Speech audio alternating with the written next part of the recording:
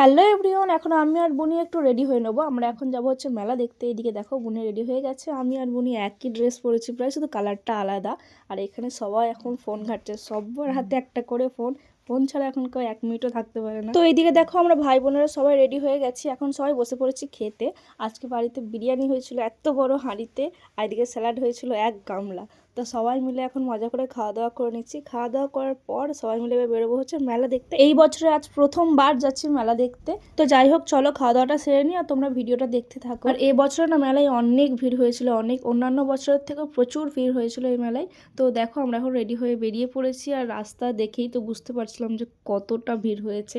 রাস্তায় এমনি যাওয়ার জায়গা নেই গো। মেলার ভিতরে যাওয়ার পর তো আরো ভালোভাবেই টের পেয়ে গেছি যে কতটা ভিড় হয়েছে। তো বেশিক্ষণ থাকতে পারিনি, একেই তো ঠান্ডা, তার উপর আবার এত মানুষের ভিড়ে প্রচন্ড গরম হচ্ছিল। সে যে একটা কি বিচ্ছিরি সিচুয়েশন ক্রিয়েট হয়েছিল তোমাদের কি বলবো। তো যাই হোক, নেক্সট ভিডিওর জন্য ওয়েট করো।